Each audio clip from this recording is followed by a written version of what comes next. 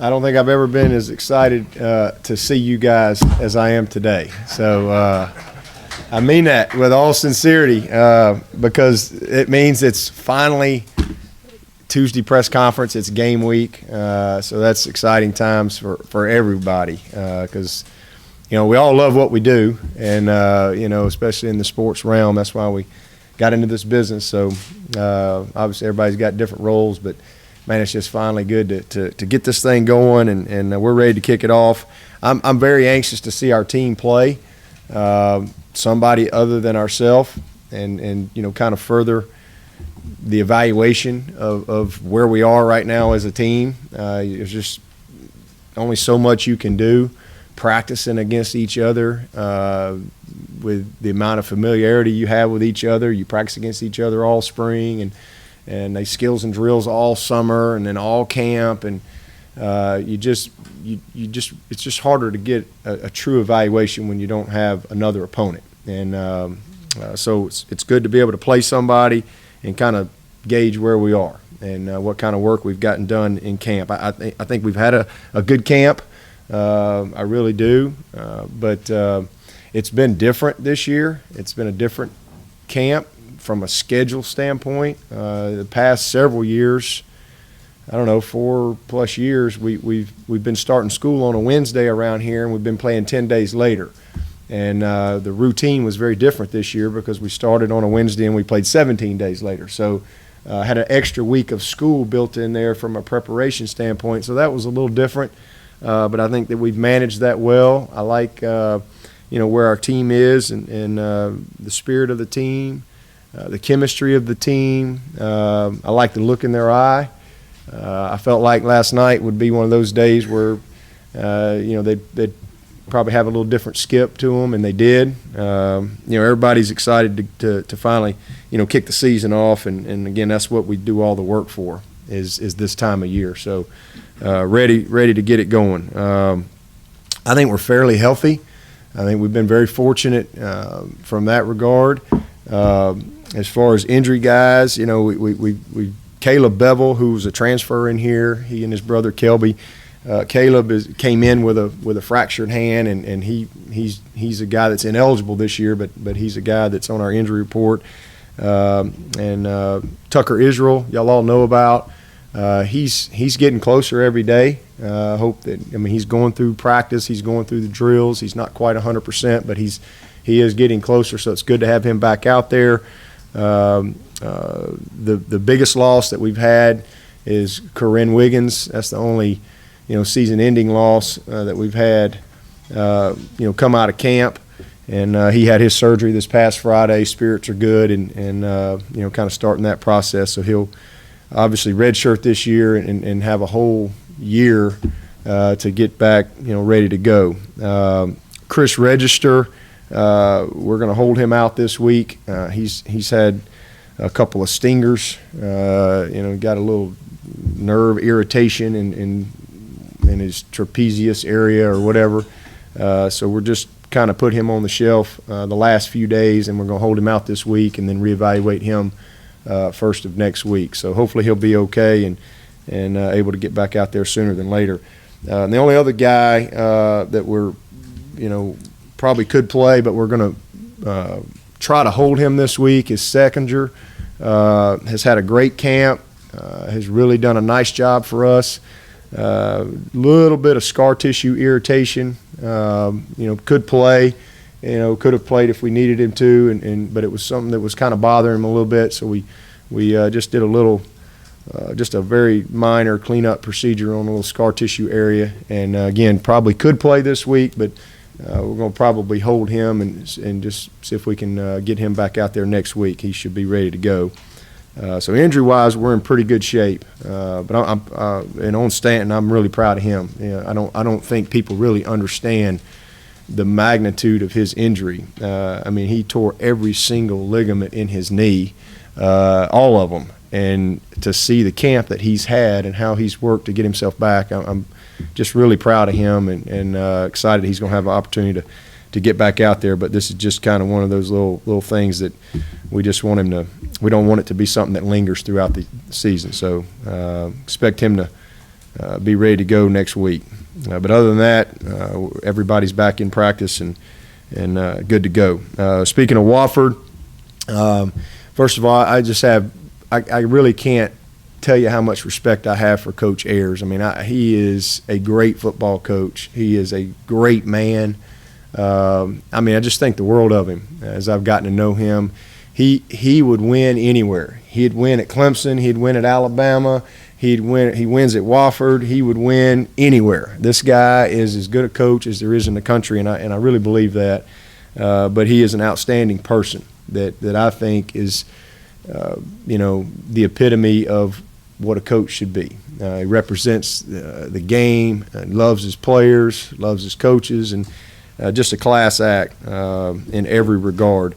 Openers are always, to me, the toughest game to get ready for. I mean, they really are. I've always felt that way forever and ever, because you got more time than you ever have because you hadn't played a game in our instance since December as far as actually preparing a game plan for an opponent.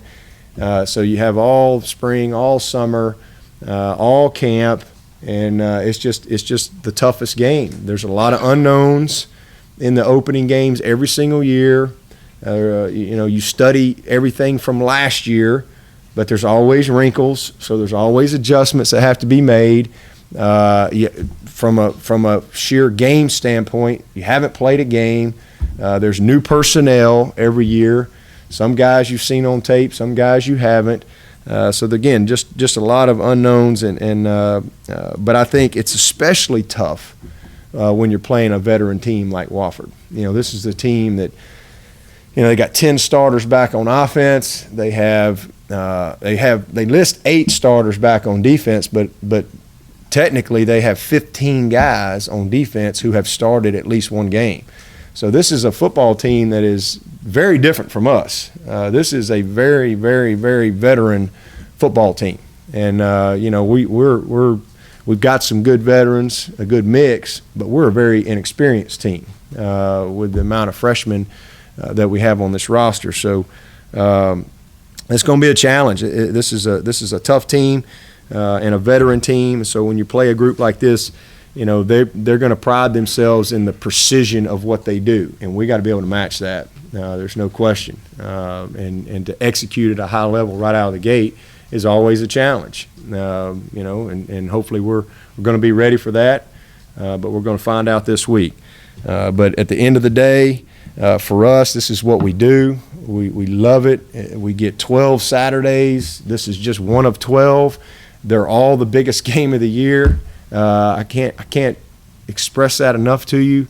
That's just our mentality in our program. We talk about, you don't think a game's big, lose it. And you'll find out real quick how big that game is. It just really doesn't matter who you play. When you got 12 games, they're all big. When you're at a place like Clemson and where the expectations are always high and you have a mentality in your program that expects to win, there is no next game. Every game is the biggest game of the year, but in this case, this is one of 12 for us. We're excited about getting out there, and it's our first goal. Our goals are set up to allow us to compete to be the best in the country, and the first goal for us is to win the opener. Just that simple. It doesn't have an opponent's name. It's just win the opener. Create good momentum for our season. And we've done that more times than not. We've accomplished every goal that we have. We've just never done all of them in the same year. And when we do, then it's going to be magical. And hopefully this is the year that we can do just that. But again, excited to get going and really pumped about being in Death Valley. I don't know if y'all have been out there, but it's the best it's ever been. I have never seen our stadium look like it looks. I mean, I got to give Dan a ton of credit for and the whole administration for what they've done to our stadium. I had an opportunity to go through some of the new suites and what they've done at the South Club, and it's incredible. It really is. And then just they've redone a lot of stuff within the stadium itself and the cleaning of it and everything. It's just sparkling, and it's exciting to be able to bring it back to life starting this weekend. With that, I'll take your questions. Coach, you've really turned a corner with this program, avoiding upsets. I think it's been 3 years since you've lost to a team that didn't finish in the top 10. With that being said, how does the focus of this team compare to the teams of the past? Oh, I think we're focused, and I don't think we've had an unfocused team, coming out of the gate. We just had different types of teams, different types of experience. This team, I think, as I said earlier in camp, I think it's a different makeup in that the veteran guys that we have, they really have only known a lot of success here. These guys have won a lot of games, and then all these freshmen, they came here with a different foundation in place. And then the sophomore group that we have, that 15 scholarship guys, 7 of them or so have already started a game. So it's just a good dynamic, I think, that we have from a veteran standpoint, and then all these young guys. I don't see us as a team that hasn't been focused. It just all goes back to what we talk about all the time. It's the core values of our program. It's our formula for excellence. It's truly, we start over every year, and it's just kind of reinforcing those things. They buy into the things that we have in place here and how we prepare, and that's allowed us to be consistent. But when you got as much turnover as we've had, that's why it's really been so critical for us this year to go back and really, truly revisit the who, what, where, when, why of what we do here, the philosophies in place, and just kind of truly start over. Dabo, could you expand just a little bit on what it is about Mike Ayers that you respect so much as a guy and as a football coach? Well, first of all, he's just a great man. I mean, he is a good human being, just a good person that I think has tremendous character and integrity, and he loves his players. He's passionate about the game, it's easy. You spend 5 minutes with him, you're going to quickly figure that out. And then just his consistency, he's been there a long time and has poured his heart and soul into that program, into making it the very best that it can be, year in and year out. And that's really it. Again, just I've always thought of him as a great coach, but getting to know him as a man, those players are lucky to have a guy like him leading that program. What's going through your mind in the early fourth quarter when you played Wofford 2011? What's going through my mind? You were early in the fourth quarter, and you're realizing this is next play. We got to win the game. It's just similar deal. In 11, we were a very young team. I thought they had an excellent team coming into that game, and they executed well, especially the first 3 quarters. And we had a few mistakes here and there, but shoot, man, that was a hard-fought game. We've gone back and looked at that game. You go back and look at that game, and you look at all the guys that were out there on that field. It's pretty eye-opening because there's a bunch of them that are in the NFL now, and that team went on to win the league. It's good when you have that visual to be able to show your guys, because they may not hear the name Wofford on ESPN every week, but these guys can play, and this will be a huge challenge for us. But especially with what they do. From a defensive standpoint for us, they do a great job running the triple option, but they present so many different formations from the same personnel. They're a triple option team, then they're running the spread. And they do it all from the same personnel, and they do it well. So they force you to, have to.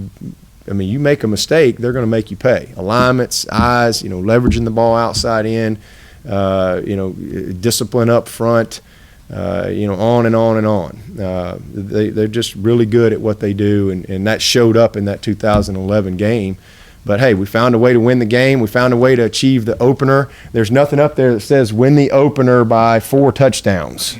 It just says win the opener, and we found a way to win it, and we moved on to the next one, and you know, we weren't a great team that year, but we accomplished some things that hadn't been done around here in a while in 2011, and kind of propelled us to where we are now. So, you know, we'll have to play well, and we don't expect anything but a dogfight. Beyond Ben and DJ, what's your level of confidence at linebacker looking deep into the season? Same as it's been coming into the season. Really like our roster. We got inexperienced guys. I mean, that's just the nature of it. We like the guys we got here. We feel like are all going to be good players, but none of them have played. You know, outside Ben and BJ. You know, Jalen's a true freshman. Kendall's a redshirt freshman who we really, really like. He was that close to playing last year. We feel really good about both of those guys as far as what we've seen in practice. JD and Judah are 2 guys that are very smart, that have really picked things up well. Just none of those guys have played, but that's our depth right now. It's what we got. And again, we feel like they're all going to develop into good players, but no different than any of these other guys. When they show up here as freshmen, they gotta learn. But nothing has changed. We felt like it hurt us losing Corey because he was another guy that was a redshirt freshman that we felt like was going to help us this year.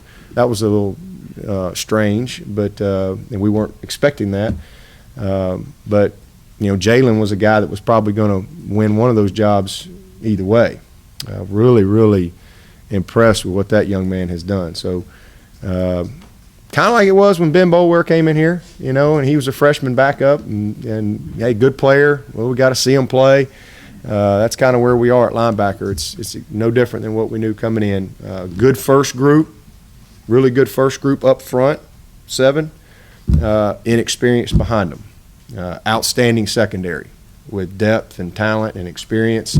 And I think by the time the season ends, a lot of those young guys that we've recruited in this program will be guys that y'all will take notice of. But it's just we're just talking about it right now. We got to go play.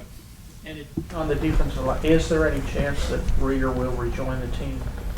Oh yeah, certainly. But again, that's not anything that I have any control over. That's again exactly what we said earlier. So, but that's not something we're focused on. If he makes it back, that's great.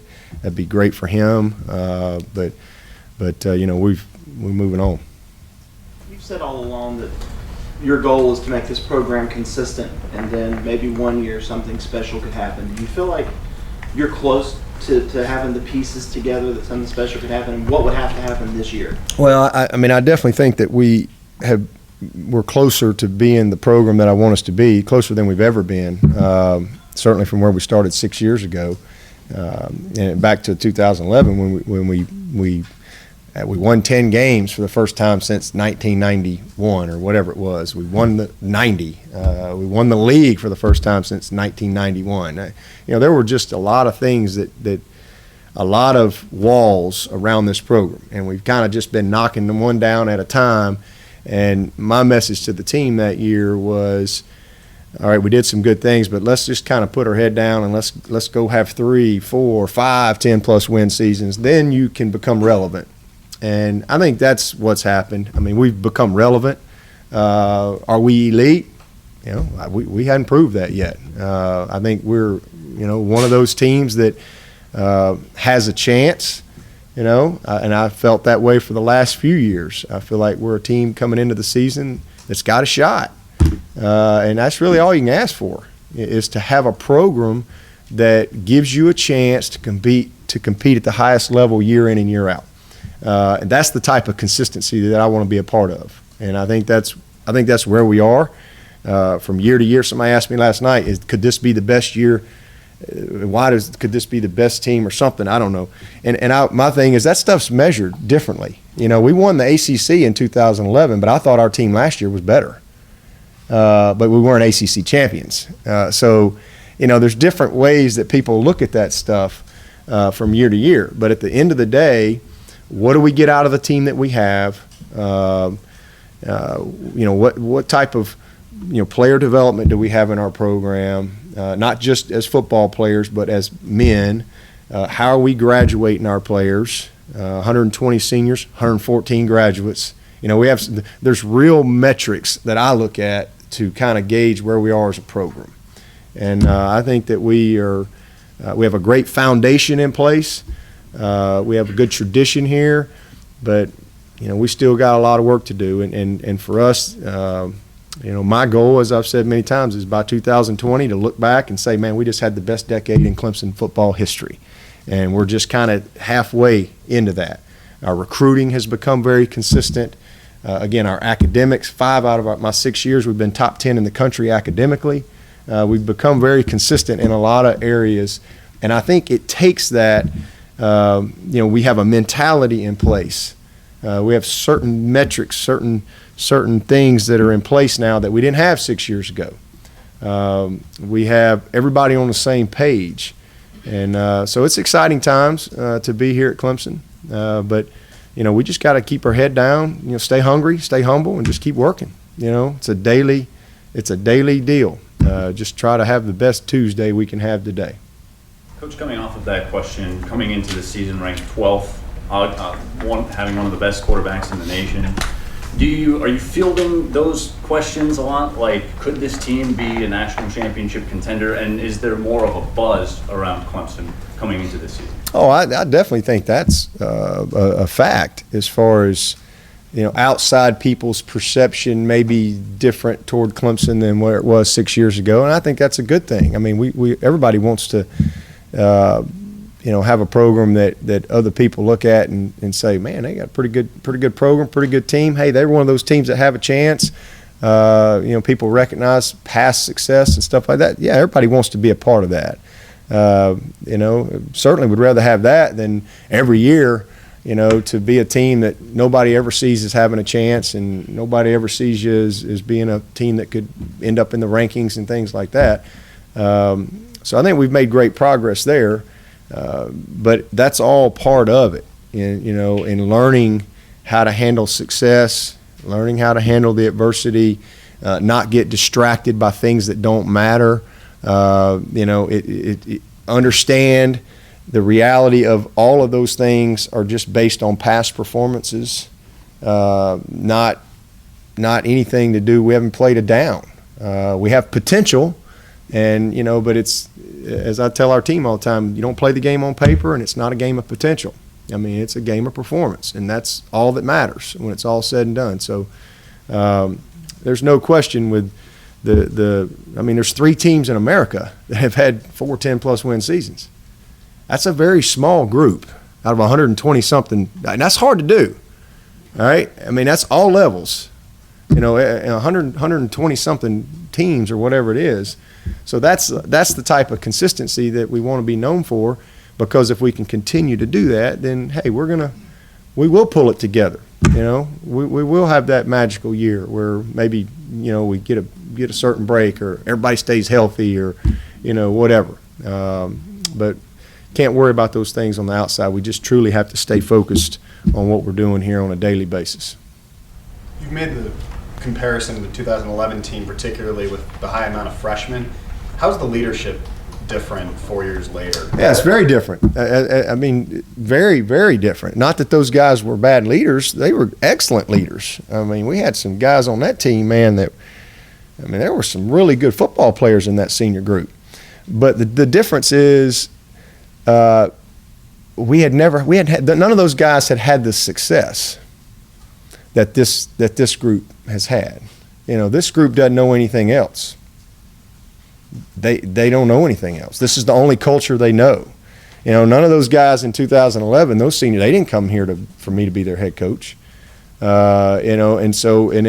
were just 2 years into kind of putting the program in place, and all of a sudden you come out, you're 8-0. We weren't ready for that. We didn't have the mentality that we needed to have, especially with the amount of young players that we had on that roster. But that's all part of it. I mean, it's all part of getting your program where you want it to be. Is going through all those different phases in building a program, and that's the difference to me. Is this senior leadership group? We don't have many seniors, but the seniors and juniors that we have on team, I mean, these guys can hang their hat on a lot of things. I mean, they've been a part of a bunch of wins. They've had big wins, and so they are fully bought into and invested in to the culture that we have. Today being the first day that college coaches are allowed to contact juniors, do you think maybe some adjustments should be made to the time? Like 12:01, I guess you guys are allowed to contact them.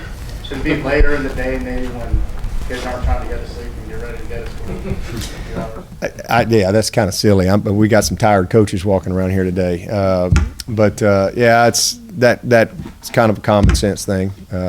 Would be good, But I wasn't calling anybody at 12:01.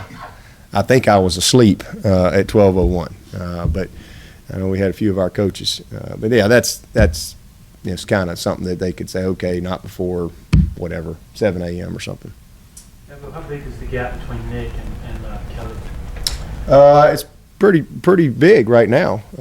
Nick is clearly, it's so funny. Every year we have quarterback controversy. Every year it's it's the starter, it's the backup, and now it's all right. Who's the number 2 guy? And it's nobody wants to give old Nick much credit. Nick Schuessler can play, and I think he has really earned the respect of his team, and he did that this past spring was just tremendous for him. We have all the kind. A lot of people don't think Nick can run. Nick can run. He ran a 4.6 this summer. He's way more athletic and fast than what people may think. He's got some quick twitch to him. His arm is stronger than it's ever been. He's bigger and stronger than he's ever been. Very cerebral player that has really bought into, what he has to do to make himself the best player possible. And so he is clearly our number 2. We're excited about him. And having said that, Kelly Bryant, I can't brag on him enough. But from where he was in the spring to where he is now at the end of camp, I mean, he's in a different hemisphere. I mean, he's now made himself relevant as far as, okay, we could win with this guy. No way we could have won with him this spring, but we didn't have to win with him in the spring. And so you give him so much credit for the amount of work that he put in this summer. He is such a sincere, genuine young man that possesses this great work ethic, and then he's just a physically a special guy. Size, strength, ability to run. So pleased with what I've seen him develop from an accuracy standpoint, his understanding of what we're doing. But that comes with work. And then obviously with Tucker, literally the first 5 minutes of camp, we think that those guys are going to kind of compete. All of a sudden he's gone. All those reps that Kelly was able to get have really paid off for him. And so right now he's clearly third, but we're as far as we can go from a competition standpoint, evaluation standpoint. But he's going to play. We have to create some experience and depth at that position. I mean, it's just we have to. Even if he just plays a little is going to mean a whole lot to us. Next year. We just can't afford to, go into next season. Again with just 2 guys that have played. We have to develop another guy, and that was kind of our plan to figure out, which one of those guys, and it just kind of worked itself out. Hopefully we can hold Tucker, but who knows? I have no idea. We may have to play him too, depending on health of our roster. But we're going to try to find as many opportunities to not just play Kelly, but to play Nick too. We got to just continue to develop confidence and experience at the position. But we like the guys that we have there, and we're just thin. Dabo, as ice water steady as Deshaun is, do you still have to sit him down and say, hey, there's Heisman talk coming, there's championship talk coming, let's just stay calm and focused on what we have to accomplish here? I really don't. Not with that guy. I mean, y'all spend time with him. I mean, he's one in a million. There's just not many guys like him that think the way he does. He calms me down. He's just an amazing young man that is really grounded and is truly focused. He's going to graduate next December. 3 years. Have his degree. I mean, he's just an incredible. He's too focused on what he has to do to be great, and his preparation and his academics. He's really. I mean, he's not in a cave. I mean, he knows, and he hears all these things. But this young man's been dealing with this stuff forever, and he's just always been focused, and he just has a great demeanor to him and a poise that is rare. So not really. I haven't really had to sit down and maybe that comes. I don't know. We'll see. But at this point, there's not a lot of talk about that. He just wants to win. The injuries that he had to overcome last season, are you worried about putting him on the field this year, especially with one starter coming back on that offensive line? No. I love our offensive line. We got 10 guys that can play for anybody that I am incredibly confident in. And I think when this season's over, y'all going to quit asking me about the offensive line. This is a really, really, really, really talented, fun, committed, tough, group of young men that I think are going to take great pride in, really developing into an excellent offensive line. But we're going to go play. I mean, this is a tough game. It's a violent game. It's physical. I mean, what good does it do you to sit around and worry about it? It ain't going to do anything for us. We just got to go play. And those are things you have no control over. Zero whatsoever. Corinne Wiggins got hurt on a bad snap, and he's chasing the ball, and the whistle, the whistle blows, and so he just stops and tears his ACL. You can't control things like that. You can't worry about it. Just go play the game, and then whatever happens, you react. Get the next guy ready. But Deshaun, I think it's a little early for everybody to kind of label this guy as injury prone or something. He's had one season where he's had a couple of injuries, and really one injury, same thing. Nobody even touched him. But he's really not ever been a guy that's had a hard time being in the game. He's been a multi-sport athlete his whole life. So it's a little early. I think we need a little more historical data before we can kind of label that. But hopefully he'll be able to play in all 12 games. But if not, hey, that's why we practice. We got to throw the next guy out there, and the expectation is still to win. Dabo, you mentioned Kendall Joseph a little bit. The time that he missed with those injuries, are you concerned about putting him out there on Saturday? Not mentally. He is like I said, a kid that really was probably ready to play last year mentally, and was very close. People have no idea how close he was to playing. But we wanted to hold him if we could. It was just kind of dependent on how we held up at backer, and so it worked out in that regard, which I think is best for him and us. But mentally, he is a very, very sharp young man. He's going to be a little rusty because he hasn't had quite the amount of reps. But no, I don't worry about Kendall. He'll be ready to play. Coach, I look at your roster, and there seems to be a lot of talent at the playmaking positions, running back, receiver, and tight end. How do you keep all these guys happy? Fun's in the winning. Just go win. I never had a problem with that. We've had all kind of guys around here. Not trying to keep them happy. To be honest with you, I don't really worry about keeping guys happy. I worry about winning and doing what's right.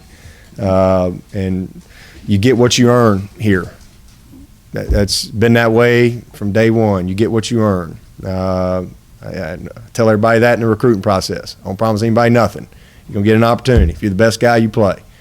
If you're mentally ready, physically ready, and you never really know on all that stuff until they get here. But we have fun playing. If we can snap the ball 80, 85 times plus a game, then that ball will get distributed to a lot of different people. We play a lot of guys. That's just a philosophy that we have in place. I think that allows you to develop your program and also develop players. I mean, and again, it's not always 50-50. Last year, we had a lot more 50-50 guys. It might only be 80-20, but that 20 is critical for that particular player's development and also your program's development. So we're going to play a lot of guys, and if you're doing what you're supposed to do, it's amazing how that ball just kind of finds its way to you. It really is. So it'll be fun. When we've been at our best around here is when we've had a bunch of guys. That's when we've been at our best, whether it's the backfield, tight ends, wide outs, and you got to be unselfish. You have to be unselfish and be a complete player. If you're only a good player when you touch the ball, then you're probably not going to play a whole lot. This every play is important. I used to hate that coaching wideouts. You have a guy, he had 3 catches and a touchdown, and everybody's patting him on the back because he had some great game. No, he stunk. He played 40 plays and 3 of them were good and the other 30 were minuses. Well, that impacts the game too. So just getting everybody to buy into it's not about just being a good player with the ball in your hands. It's impacting the game. That's what the great ones do. The great ones impact the game whether they got the ball or not, and that's what we try to stress in our system. Anything else? One more thing. Just anecdotally, this is the first time you've dealt with the extra money full cost of attendance money. Anecdotally, anything's popped up, and what was your reaction when you heard Virginia Tech initially thought they were going to fine players for discipline? No, anecdotally, I don't know if I can say that word. Nothing has popped up. It's just been kind of, it's a great thing. It really is. It's more money in their pocket. We've taken some really strong measures to try to educate these guys. We don't give it all to them at one time. They're trying to teach them how to budget and all that. But I think it's great. The only issue I have with that whole deal is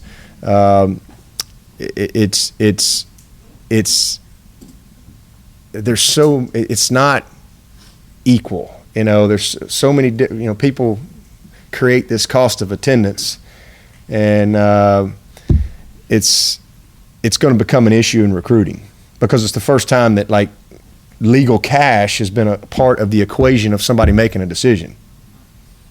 I mean, it's just crazy, and so everybody has their own way of calculating it, and all of a sudden this school was here, and then 3 months later they're up here, and how's all that stuff happen? I don't know, but from my perspective, as far as the players, it's great, and we haven't changed anything in our program from what we've done in the past around here. So you're not going to fine them? No, we don't fine them. Only thing that we do around here is, if we have a guy who refuses to show up for his tutors, we've always made them reimburse, the $10 or whatever. I'm not going to let a guy, be defiant, and because we have to pay for those tutors. And, you get a guy that all of a sudden he's 3 and 4 times just no show, don't call anybody, just cancel, then but that's not a fine. That's a reimbursement, for what you owe. So, but no, we don't get into all that stuff. These guys need all their money, and we just try to teach them how to be accountable with it, and get them as much as we possibly can within the rules. One other note on this weekend, there will be a $10 high school students 18 and under before the game.